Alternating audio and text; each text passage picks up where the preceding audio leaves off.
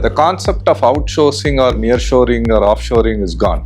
Right? So we all need to look at how do we actually strategically partner with each other, whether it is respect to a country or with respect to a business. That is how we can grow. Right? Our fuel crisis is a classic example how it has been.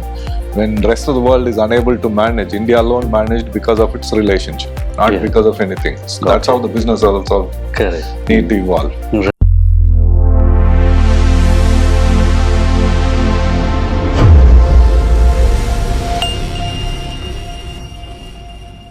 Hi everyone, welcome to yet another episode of Dexian Talks GCC series Coimbatore, where we bring you leaders who are shaping up the future of the Global Capability Center. Today we're very happy to host Mr. Vijayakumar NRR, serial entrepreneur, angel investor, startup mentor, and ecosystem builder with over 3 decades of experience across entrepreneurship, innovation, startup acceleration, and business transformation. Joining him will be Mr. Fredricks John, the GCC Advisor at Dexian India.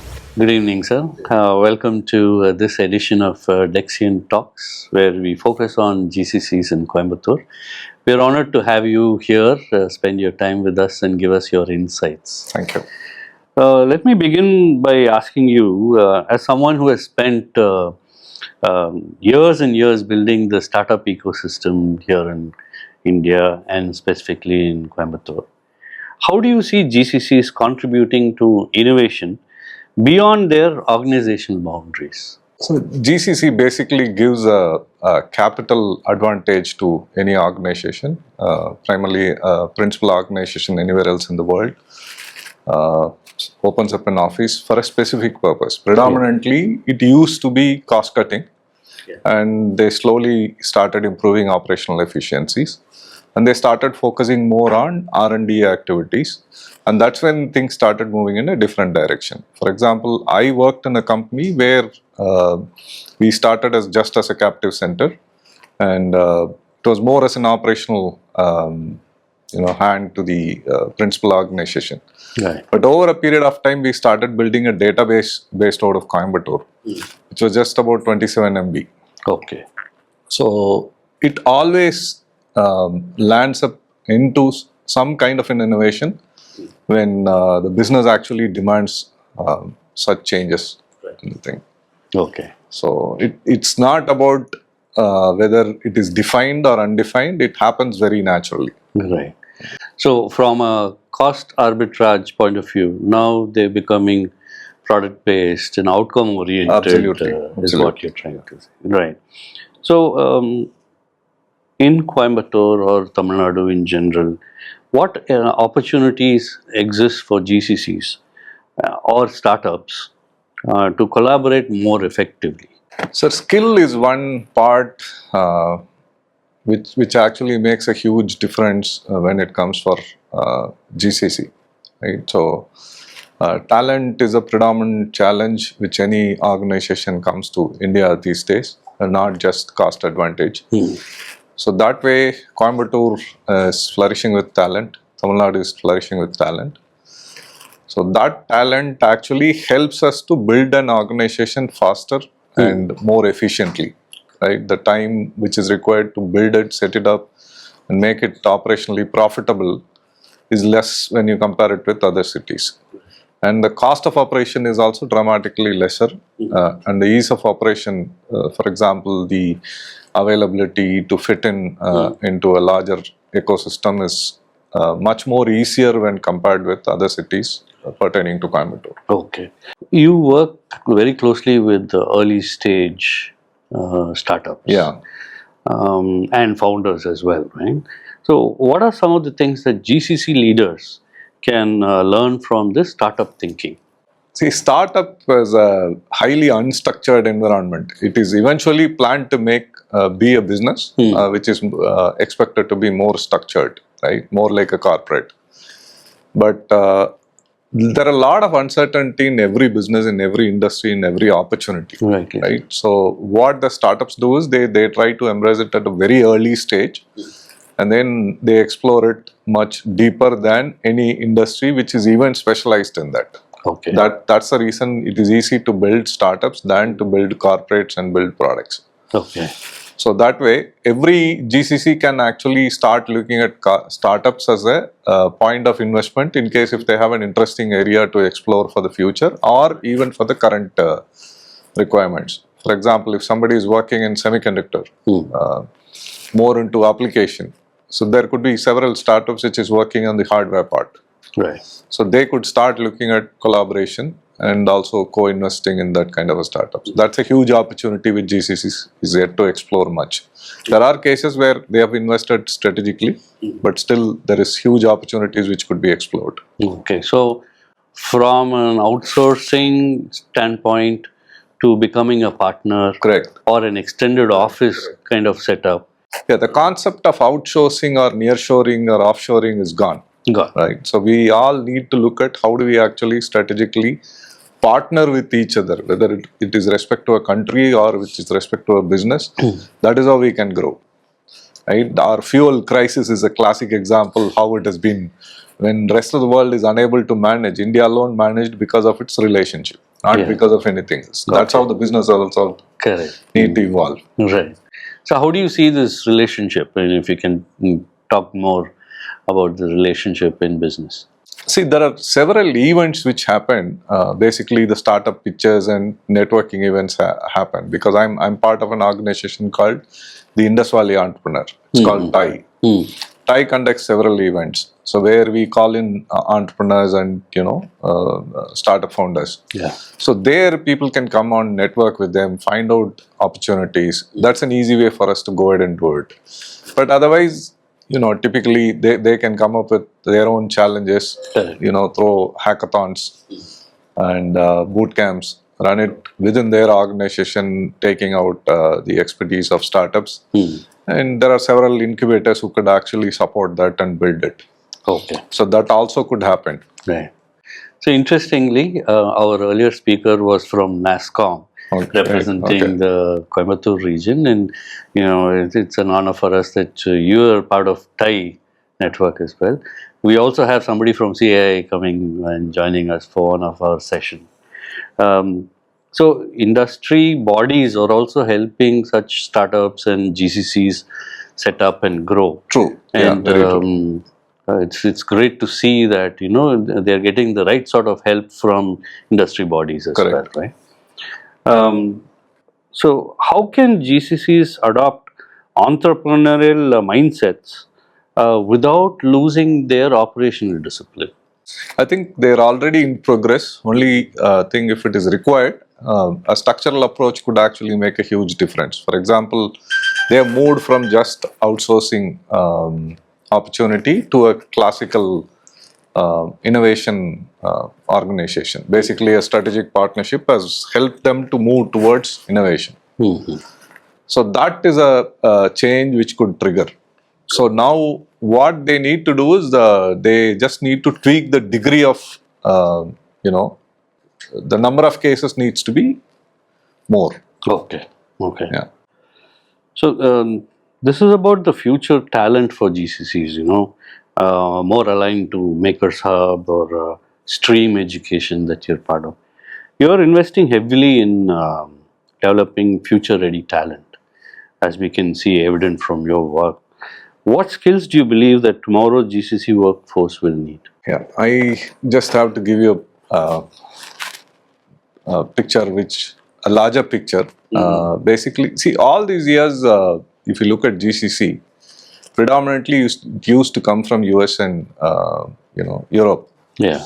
Right. Very rarely it used to come from other countries. Okay. But right now the opportunity is completely different. A Chinese organization can come and build something here. Now our competition doesn't stay with US or Europe. Our competition stay against Chinese. Okay. Right. So that is where we need to prepare ourselves. Looking at the demographical balance or demographical opportunity which we could utilize it properly, we need to have a better competition than US and Europe. Okay. US and Europe is not really a match to us.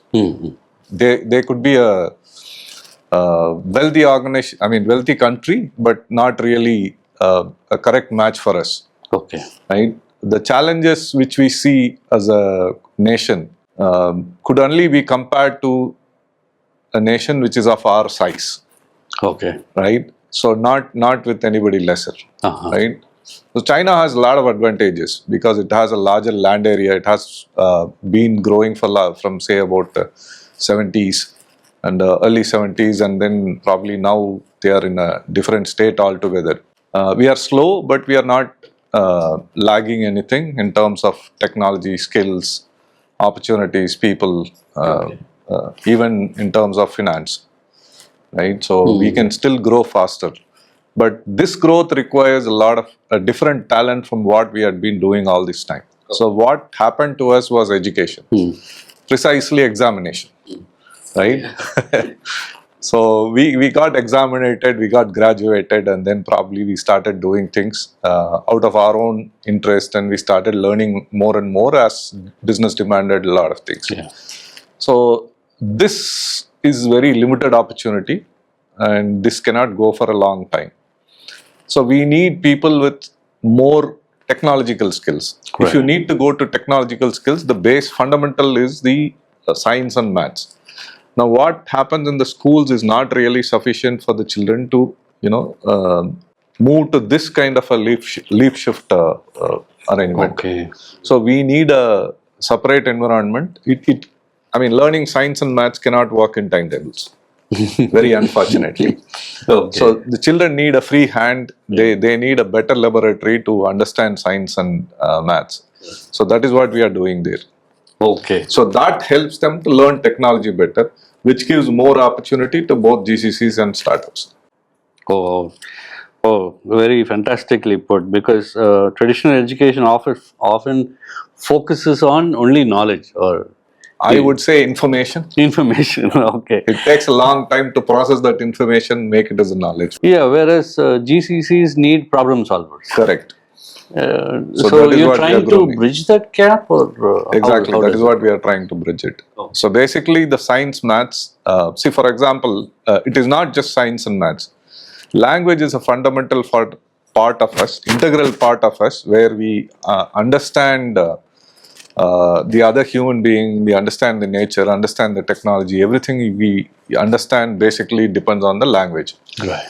Now, if you feel that language is just for examination, and if you don't understand that, you don't live half of your life, right? Okay. So you don't interpret with anything, you don't enjoy anything. If it is just water, if you don't enjoy the water, then the water doesn't make any sense for you, right? So that's how the world evolved.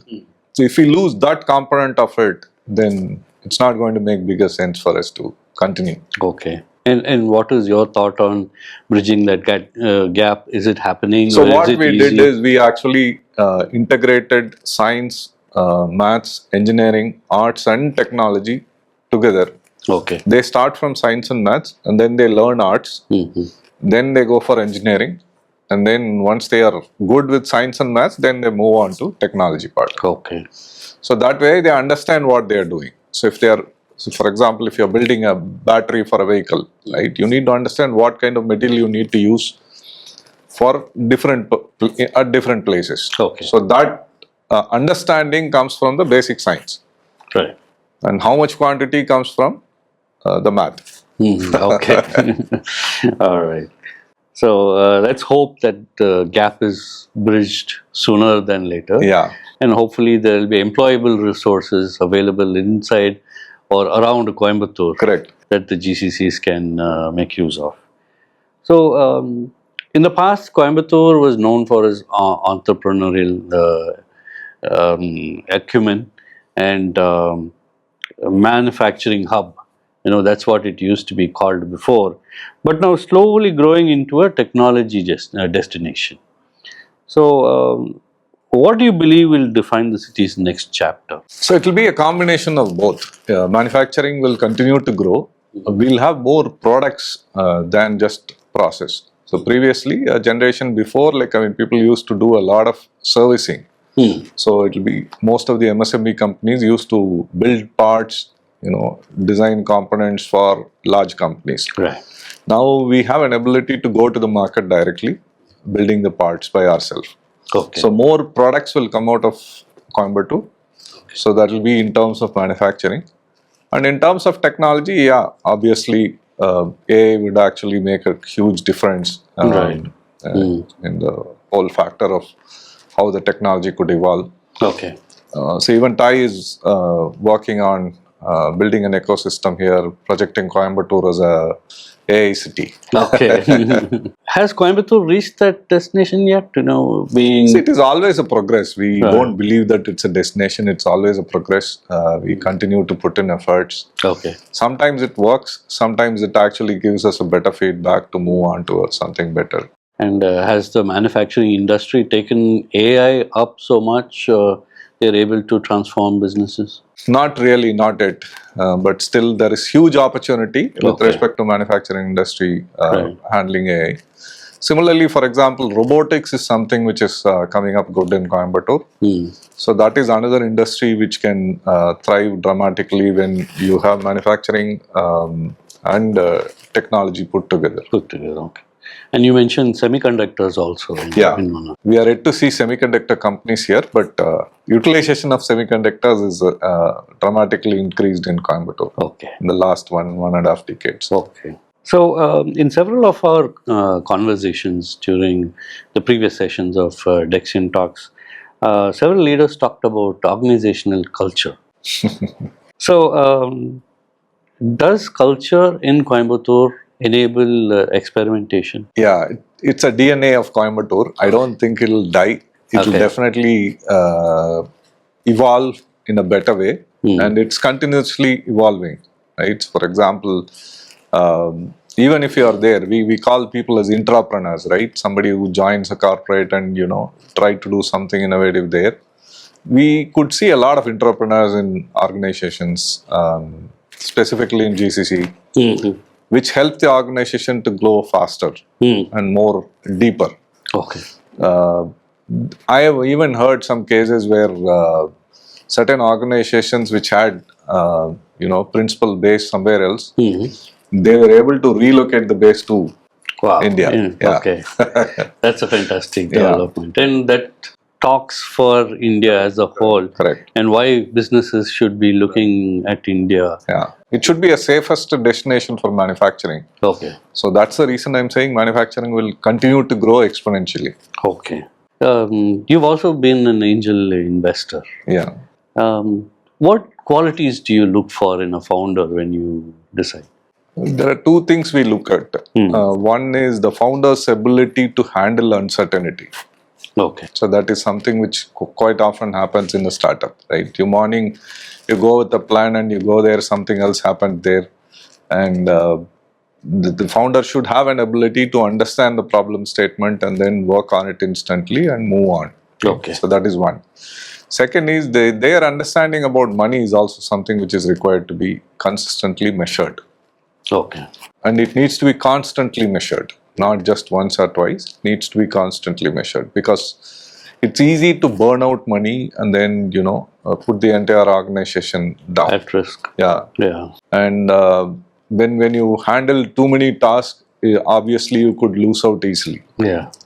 So those are two things which I personally look at in an entrepreneur. So you're looking for focus on what people Correct. are wanting They to should do. be aware about what they are doing. Okay. And the consequences of their actions. Okay. So this is, I think, something very close to your heart, and it's a unique area for Makers Hub's vision as well. You've actively supported pathways for women to re-enter and thrive in technology. Yeah. Why is this important for India's future workforce, do you think? I think women population is now 51%, not any more lesser. Right. So this could continue to grow. Even if this continues to grow, if 51% of the country is not actually getting involved in the growth of the country, Yeah. I don't think we'll ever grow as a country. Beautiful point. Yeah. So we definitely need to give them opportunities. We definitely need to mentor them. So there is always a difference. Men have a lot of freedom in terms of work. Women have a lot of restrictions. They need a defined opportunity or an environment to kickstart. So over a period of time, they'll be able to grow. But initially, the initial environment requires a lot of nurturing for them. Right. because they need to take care of the family, they need to take care of their health. There are a lot of aspects which we don't get involved in day to day. They take care of that. Correct. Right? So they need that special focus to Right. be moved on to the next level. Right. Do you think that men need to learn to partake in those activities that women are currently doing and not able to go beyond that, so that they can be free enough to pursue technology or Obviously, men pathways? need to learn. Similarly, women also need to learn few things. I Right. mean, it's always a mutual understanding and Correct. growth which actually helps. Yeah, women need to let go. Learn Yeah. to let go, I guess. Yeah, that's something which easily comes for men, right? We are Yeah. brained. We see a lot of challenges, and we also see opportunities in those challenges. So since women had not been exposed to that kind of challenges, it becomes difficult for them to accept certain risk. Right? They normally don't take unnecessary risk like how men do. Okay. So those are the places where we really need to support them to give them a better picture about what really that risk is, define it. And I mean, they also give a wonderful input to us if you really talk Yeah. to them and listen to their perspective. Yeah. So it's always a give and take for us. So you also talked about mentorship when Correct. answering that question. So what role can education and mentorship play so that more women are creating a diverse technology evolution or an ecosystem that's conducive for their development? 20 years ago, when we started talking about entrepreneurship, hardly we could see women in the entrepreneurship journey. Right? There are cases where women were forcefully pushed on to taking over the company without their will and wish, but still they were able to manage. And now we could see a lot of women pioneering leaders Yes. were established, and brick and mortar industries very specifically. Correct. They did extremely good. But still, if you look at the overall numbers, the numbers are still low. I think we could do more better if we have a better mentoring environment, understanding their needs, creating a support system, ecosystem which can actually build that. Okay, right. What better place than Coimbatore to talk Definitely, about women yes. leaders? Okay. You spent decades building entrepreneurs, startups, and innovation ecosystems. What gives you the confidence about the future of India? More specific to the innovation journey. So when we started talking about entrepreneurship, we have to define what is entrepreneurship to people and make them understand this is something different from what we had been doing. See, for places like Coimbatore and Ludhiana, entrepreneurship is no different from what we were doing. Right. Right? We were always been trying something new. We are always trying to look out for something different. We always try to break the products and look at what is there inside. Right? So that journey was not there across the country. So when you take that journey across the country, there are a lot of challenges and opportunities.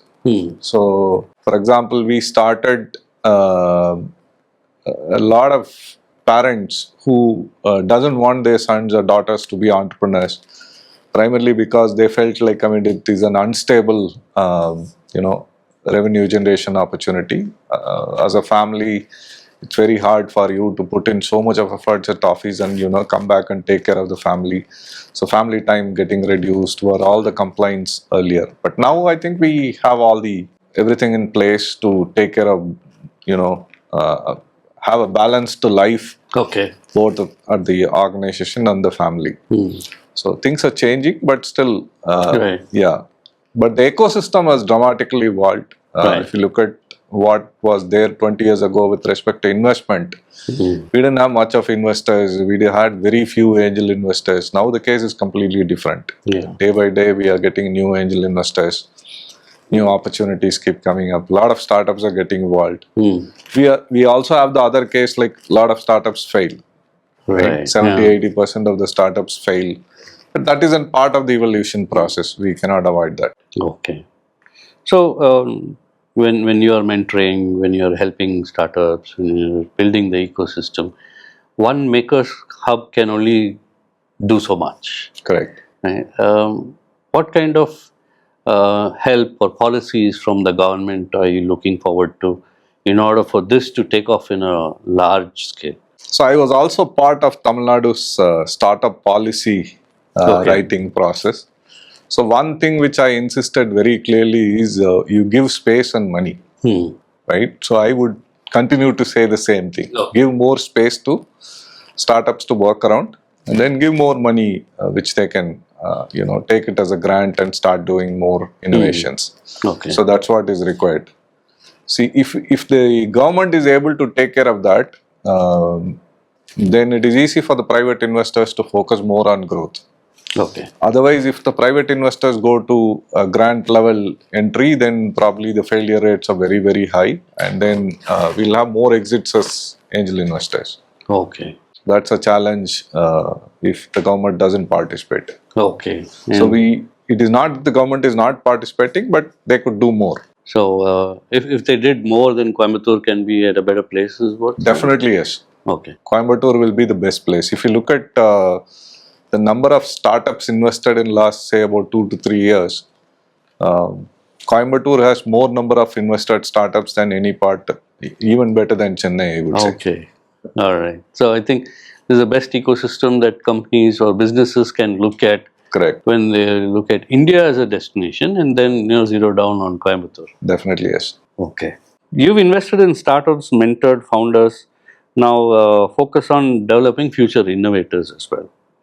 What legacy would you like to leave behind as Vijay? Yeah. So one thing which we have learned in life is uncertainty is an integral part of us. So we never thought about a legacy part of it. But what I would love to see before I die is something which makes India proud is number of patents, exponential growth in the number of patents. Okay.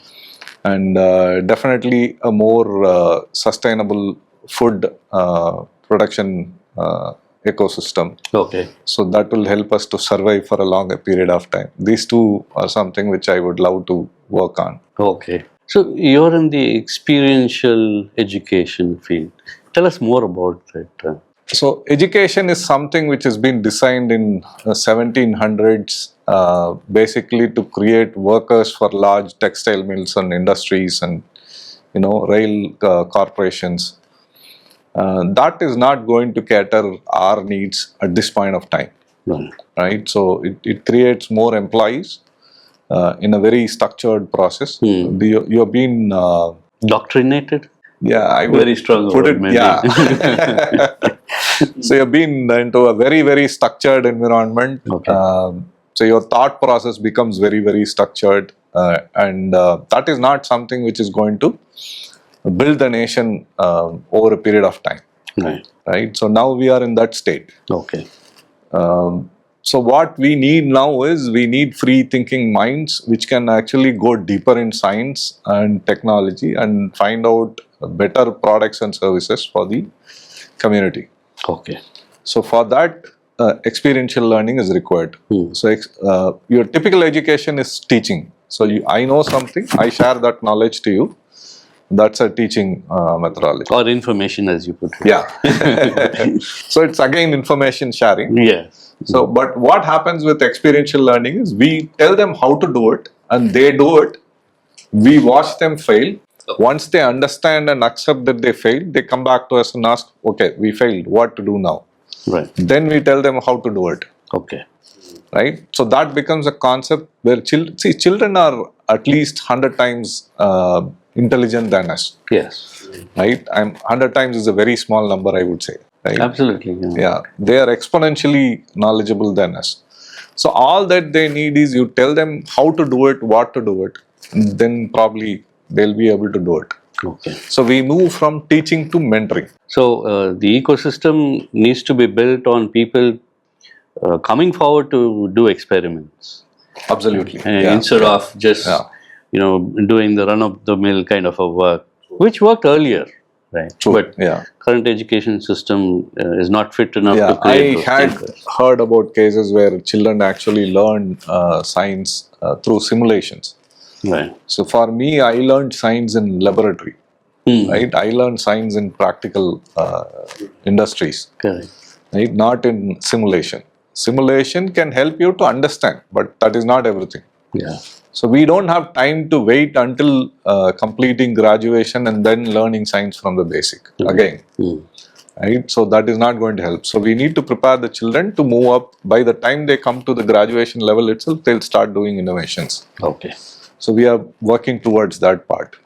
Okay. So that's a really interesting angle to look at education and creating the talent pool that was required to run the next generation of GCCs in Correct. India. So, from experiential learning, you've also gone into mentoring, and then you've seen the whole ecosystem evolve.